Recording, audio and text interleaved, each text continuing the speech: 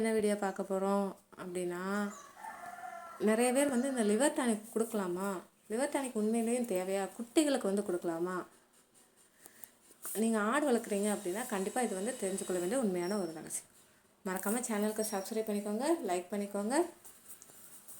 5000 subscribe வந்தது உங்களுக்கான கிவ்வே இருக்குது. ஆடு வளர்ப்பில் இன்று அதிகமாக கேட்கப்படும் ஒரு கேள்வி என்ன தெரியுமா, லிவர் டானிக் கொடுக்கணுமா, பிறந்த குட்டிகளுக்கும் கொடுக்கலாமா, மாதம் மாதம் கொடுத்தா ஆடு வந்து சீக்கிரம் எடை போடுமா, கொடுக்காமல் இருந்தால் ஏதாவது பிரச்சனை வருமா? இந்த கேள்விகளுக்கு பலரும் பலவிதமாக பதில் சொல்கிறாங்க. சிலர் வந்து கண்டிப்பாக கொடுக்கணும், சிலர் வந்து என்ன சொல்கிறாங்க, தேவையே கிடையாது. இப்படி குழப்பம் வந்து நிறையா இருக்குது. இன்றைக்கி இந்த வீடியோவில் லிவர் டானிக் அப்படின்னா என்ன, எப்போ தேவை எப்போ தேவையில்லை, குட்டிகளுக்கு கொடுக்கலாமா, கர்ப்பிணி ஆடுகளுக்கு என்ன செய்யணும், அதிகமாக கொடுத்தா என்ன ஆகும், எல்லாவற்றையும் முழுசாக பார்ப்போம். மறக்காமல் சேனலுக்கு சப்ஸ்கிரைப் பண்ணிக்கோங்க. உங்களுக்கான கிவ்வே உங்களை தேடி வந்துகிட்டே இருக்கும். ஃபஸ்ட்டு லிவர் டானிக்னால் என்ன? ஆட்டோட உடலில் மிகவும் முக்கியமான உறுப்புகளில் வந்து கல்லீரல். கல்லீரோட வேலை என்ன தெரியுமா, உணவை வந்து சக்தியாக மாற்றுறது, நச்சுக்களை வந்து வெளியேற்றுறது, விட்டமின்களை வந்து சேமிப்பது, இரத்தத்துக்கு தேவையான சில புரதங்களை வந்து உருவாக்குறது, செரிமானத்திற்கு உதவும் பித்த நீரை உற்பத்தி செய்கிறது. ஒரு ஆட்டோ லிவர் வந்து ஆரோக்கியமாக இருந்தால் நல்ல பசி இருக்கும். இப்போ நம்மளுக்கு அப்படித்தானே, நம்மளுக்குமே வந்து சில பேர் வந்து பசி எடுக்கிறதுக்கு டானிக்லாம் கொடுப்பாங்க. சின்ன பிள்ளைங்களுக்குலாம் நம்ம சாப்பிடவே மாட்டேங்கிறான் டாக்டர் அப்படி சொல்லிட்டு நம்ம டானிக்லாம் வாங்கி கொடுப்போம். அதே மாதிரி ஆடுகளுக்கு வந்து நல்ல அந்த லிவர் டானிக் வந்து இது பண்ணு, லிவர் நல்லா இருந்துச்சுன்னா நல்ல பசி இருக்கும், நல்ல வளர்ச்சி இருக்கும், நோய் எதிர்ப்பு சக்தி அதிகமாக இருக்கும். லிவர் டானிக்னால் நிறைய பேருக்கு தெரியாது. அதாவது கல்லீரலோட செயல்பாட்டை ஆதரிக்க உதவும் ஒரு ஊட்டச்சத்து கலவைன்னு கூட சொல்லலாம். இதில் பொதுவாக பார்த்திங்கன்னா விட்டமின் பி காம்ப்ளெக்ஸு, சோலின், மெத்தையானின், லைசின், சில தாது உப்புக்கள், மூலிகை சாறுகள் இதெல்லாம் இருக்கும். இது ஒரு வந்து ஆதரவு தயாரிப்பு மட்டுமே, எல்லா நோய்களுக்கும் வந்து மருந்து கிடையாது. எல்லா ஆடுகளுக்கும் தேவையா, இதுதான் முக்கியமான கேள்வி. பதில் வந்து இல்லை. ஆடு வந்து நல்லா சாப்பிட்டா, நல்ல தீவனம் கிடச்சா, குடற்புழு கட்டுப்பாட்டில் இருந்துக்கு, தடுப்பூசி வந்து சரியாக இருந்துச்சு அப்படின்னா லிவர் டானிக் வந்து அவசியமே கிடையாது. எப்போ கொடுக்கலாம் அப்படின்னா, இந்த நேரங்களில் கால்நடை மருத்துவரோட ஆலோசனையோடு பயன்படுத்தலாம். அதாவது என்னென்னா, நீண்ட நாள் நோயிலேருந்து மீண்ட பின்னாடி, தீவனம் வந்து குறைவாக சாப்பிடும்போது, உடல் பலவீனமாக இருந்துச்சுன்னா, குடற்புழு நீக்க மருந்துக்கு பின்னாடி கொடுக்கலாம். சில ஆன்டிபயோட்டிக் சிகிச்சைகளுக்கு பிறகு கொடுக்கலாம். சத்து குறைபாடு சந்தேகம் இருந்தால் கொடுக்கலாம். இது சிகிச்சைக்கு மாற்றா அல்ல, உடல் வந்து மீழ்ச்சியை ஆதரிக்க உதவக்கூடும். ஓகேங்களா? குட்டிகளுக்கு வந்து கொடுக்கலாமா அப்படின்னு சொல்லிட்டு நிறைய பேர் கேட்குறாங்க. ஏன் இந்த லிவர் டானிக்லாம் கொடுக்கலான்னு சொல்லிட்டு பதில் சொல்லியாச்சு. அதாவது பிறந்த குட்டிகளுக்கு வந்து முதல்ல முக்கியமானது வந்து சீம்பால், கொலஸ்ட்ரால். அதற்கு பின்னாடி சுத்தமான சூழல், போதுமான பால், சரியான தடுப்பூசி அட்டணை, குடற்புழு கட்டுப்பாடு. அது வந்து எப்போனா வயசுக்கு ஏற்ப தான். நான் ஏற்கனவே நிறைய வீடியோஸ் போட்டிருக்கேன், நீங்கள் போய் பாருங்கள். ஆரோக்கியமாக வளர்ந்து வரும் குட்டிகளுக்கு வந்து வழக்கமாக லிவர் டானிக் வந்து கொடுக்க வேண்டிய அவசியமே கிடையாது.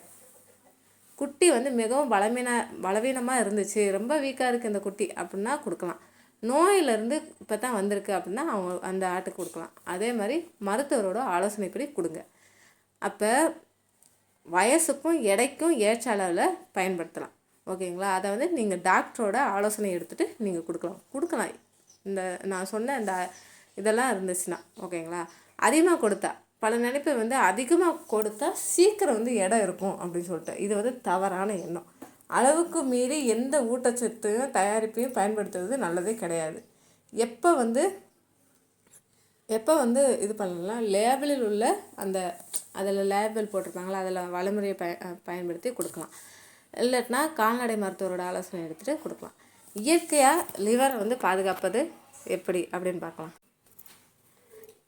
லிவர் டானிக்கை விட மிகவும் முக்கியமானது என்னென்னா, தரமான தீவனம், சுத்தமான தண்ணி, பூஞ்சை பிடித்த தீவனத்தை வந்து தவிர்க்கணும், சரியான குடற்புழு கட்டுப்பாடு இருக்கணும், தடுப்பூசி அட்டவணையை கண்டிப்பாக வந்து யூஸ் பண்ணுங்கள். தடுப்பூசி போடாமலாம் இருக்காதீங்க.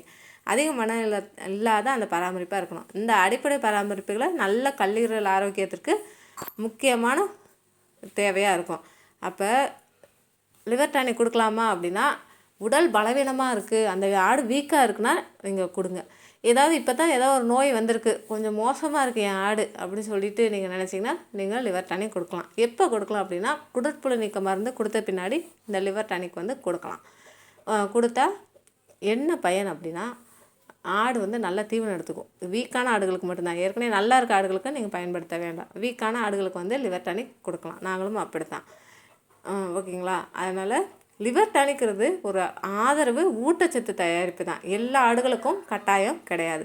ஆரோக்கியமான குட்டிகளுக்கு வழக்கமாக நம்ம கொடுக்கறது கிடையாது. வீக்காக இருக்க குட்டிகளுக்கு கொடுத்தா போதும். அது வயசு அதோட எடைக்கு ஏற்பதான், அதாவது கால்நடை மருத்துவர் என்ன சொல்கிறாங்கன்னு கேட்டு தான் நீங்கள் கொடுக்கணும். ஓகேங்களா? நோய், பலவீனம் இல்லாட்டினா மருத்துவர் அந்த பரிந்துரைக்கும் குறிப்பிட்ட சூழ்நிலையில் வந்து பயன்படுத்தலாம்.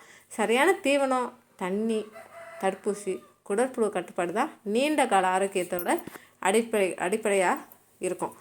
ஓகேங்களா? இதெல்லாம் வந்து அப்போ லிவர் டானிக்லாம் கொடுக்கலாமா அப்படின்னு கேட்டால் என்னோடய பதில் வந்து அது உங்களோட இஷ்டம்தான். ஏன்னா வந்து டாக்டரோட ஆலோசனை எடுத்து நீங்கள் கொடுக்கறது ரொம்ப ரொம்ப நல்லது. ஏன்னா அவங்க சொன்னாங்க இவங்க சொன்னாங்கன்னு கொடுத்துட்டு அப்புறம் ஆட்டுக்கு மறுபடியும் இதாக்கி நல்ல ஆரோக்கியமான ஆடுகளுக்கு கொடுக்கவே தேவையில்லை. ஏன்னா ஆல்ரெடி அது ஆரோக்கியமாக அது இருக்குது. ரொம்ப வீக்கான குட்டி இருக்குது, அதுக்கு வீக்கான ஆடு இருக்குது அப்படின்னு சொல்லிட்டு நீங்கள் இது பண்ணுவீங்கள்ல, அவங்க மட்டும் லிவர் டானிக் கொடுங்க. அதுவுமே மருத்துவரோட ஆலோசனைக்கு பின்னாடி தான். ஓகேங்களா? ஓகேங்க. உங்களுக்கு ஏதாவது டவுட் இருந்தாலும், ஏதாவது சந்தேகம் இருக்குது ஆடு வளர்ப்பு பற்றி அப்படி சொல்லிட்டு நீங்கள் நினச்சிருந்தாலும் நீங்கள் வந்து கால் பண்ணி கேளுங்க. ஏன்னா கமெண்ட் பாக்ஸில் சில விஷயங்கள் வந்து கேட்டு நம்ம அதுக்கு வந்து பதில் சொல்ல முடியாது. அதனால் நீங்கள் வந்து கமெண்ட் பாக்ஸில் கேளுங்க. ரிப்ளை வந்து பார்த்தாலும் கொஞ்சம் லேட்டாக வரும். கொஞ்சம் வேலைகள்லாம் இருக்கனால கொஞ்சம் லேட்டாக வரும். அதனால் கண்டிப்பாக ரிப்ளை பண்ணிடுவேன். ஓகேங்களா? ஒவ்வொன்றா பார்த்துட்டு நானும் ரிப்ளை பண்ணுவேன். அதனால் ஏதாவது டவுட் இருந்தாலும் கமெண்ட் பாக்ஸில் கமெண்ட் பண்ணுங்கள். ஆடு வளர்ப்பில் எப்போயுமே இந்த பொறுமை, பராமரிப்பு, நிதானம் இதெல்லாம் தான் முக்கியமான ஒன்று. நீங்கள் திட்டமிடலோட ஆடு வளர்ப்பு தொழிலை வந்து செஞ்சீங்க அப்படின்னா இதை வந்து ஒரு பெரிய லெவலில் வந்து நம்ம கொண்டு போகிறதுக்கு சாத்தியமான ஒன்று தான். அதே மாதிரி புதுசாக ஆரம்பிக்கிறீங்க அப்படின்னா எங்களோட அட்வைஸ் என்னென்னா, எப்போயுமே 10 ஆடுகளுக்குள்ளே வாங்கி வளருங்க. ஒரு 5 ஆடு வாங்கினா கூட போதுங்க. அதை வச்சு நீங்கள் வளர்த்து ஒரு அனுபவம் பெற்ற பின்னாடி நீங்கள் வளருங்க. நாங்கள் எங்கள் வீட்டில் வந்து முத 6 ஆடு தான் வச்சுருந்தாங்களாம். 6 ஆடு வச்சு தான் கொஞ்சம் கொஞ்சமாக இது பண்ணி உற்பத்தி பண்ணி இப்போ எத்தனை ஆடுகள் வந்து வச்சுருக்காங்க. ஓகேங்களா? அதே மாதிரி நீங்களும் குறைஞ்ச இதிலையே பண்ணுங்கள். அதே மாதிரி கடன் வாங்கி ஆடு வாங்காதீங்க. நிறைய ஆடுகள் வாங்கி நஷ்டம் அடையாதீங்க. கொஞ்சமாக ஆடு வாங்கி நஷ்டம் இல்லாமல் லாபத்தோட சின்ன லாபம் வந்தாலும் போதும். நம்ம வந்து லாபத்தை இது பண்ணலாம். தீவனம்லாம் கண்டிப்பாக உங்களுக்கு புரிஞ்சு இருந்துச்சுன்னா நீங்கள் அதிலேயே வந்து உற்பத்தி செஞ்சு இது பண்ணிங்கன்னா தீவன செலவும் குறைஞ்சி போயிடும். ஓகேங்க. இந்த தகவல் பயனுள்ளதாக இருந்தால் கண்டிப்பாக வீடியோவுக்கு லைக் பண்ணுங்கள். உங்கள் ஆடு வளர்ப்பு அனுபவங்களை எங்களுக்கு கமெண்ட் பாக்ஸில் கமெண்ட் பண்ணுங்கள். எங்கள் ஆடுகள் வந்து நாங்கள் இப்படிலாம் வளர்க்குறோம் அப்படின்னு சொல்லிட்டு அதை கமெண்ட் பாக்ஸில் கமெண்ட் பண்ணுங்கள். மறக்காமல் சேனலை சப்ஸ்கிரைப் பண்ணிவிட்டு போங்க. மீண்டும் ஒரு பயனுள்ள வீடியோவில் சந்திப்போம். நாளைக்கு என்ன வீடியோ சொல்லலாம்னு சொல்லிட்டு நாளைக்கு பார்க்கலாம்.